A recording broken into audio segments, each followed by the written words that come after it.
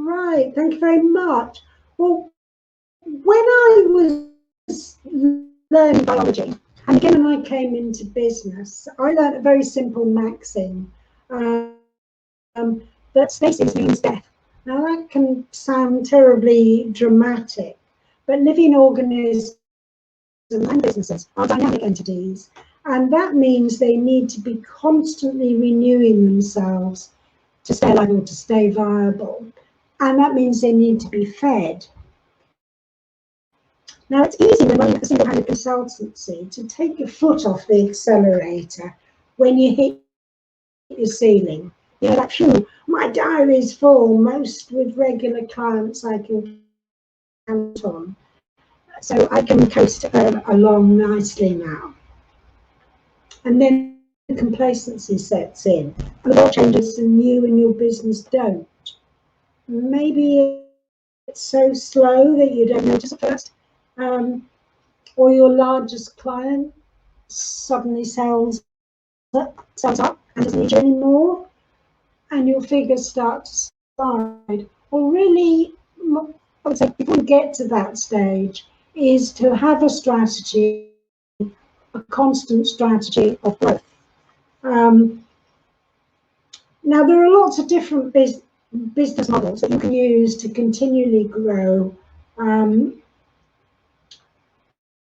so, how do you choose the right one? Because I've identified at least 14, from simple outsourcing to a full mergers and acquisition strategy. Um, how do you choose the right one for you? And that's really going to work. So, I want to share with you um, a simple model of 7 sort of questions or areas to look at, and to get them tick the boxes ticked on those for any particular business model you look at for how you want to grow. So I thought I'd share that with you.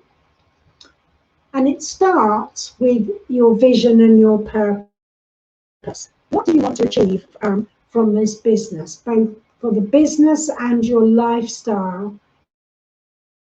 The stuff we've already talked about, the why you're in the business that you're in. So it's being clear on that. And then there's you. What is your identity? Who do you want to be in this business? And I think this is a really fundamental one for consultants. Do you want to be the entrepreneur who builds a business, scales it up, and sells it on? Do you want to just be the MD of a business with other people in it? Or do you want to be the technical expert or the teacher or something else? So it's being clear on your identity, who you want to be, what role you want to play. And then look at your values. What are the principles that are important to you to hold on to in how you build your business, how you run your business? You know, if family values are really important to you, do you really want to be building a big multi-million-pound business that's going to take you away from home all the time? So I think the first stage is look at some business models and look at the one where you tick those boxes. That model's going to tick your boxes against those 3 fundamental questions. And then now check the reality of what it will take. And first of all, check your beliefs. What do you believe about this world and you that will help or hinder you to achieve what you want from your vision through that business model? And then what are your capabilities? What skills, knowledge, and resources will you need, or maybe you already have, to deliver that? For instance, if you're going into looking to really grow a business that you can grow by acquiring another business or joining with another person, have you got the finance for that? But also, have you got the right skills and knowledge to work through that? If not, where would you get it from?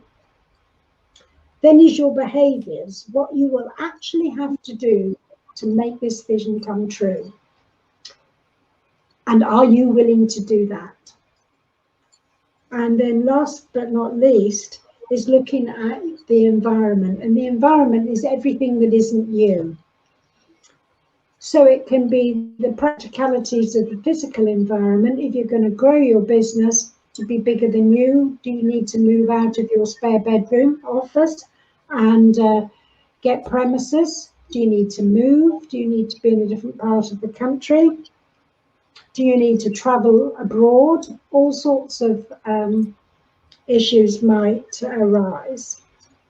And of course, the environment includes all the other people who are affected. Now, if you're in partnership, that will have an impact, or you've got people working for you. But more importantly, perhaps it's the people outside of work, your family, who might have a say. You might think it's fun always working away from home, seeing people in different parts of the country, but it might not be so great for your family. So those are some of the things to think about and get some answers to those questions and match those against different types of business models. If you'd like some help and you'd like to share my 14 different ways of growing a business, then I'd be happy to talk to you further about it. 4 minutes is far too short to talk about 14 different business models.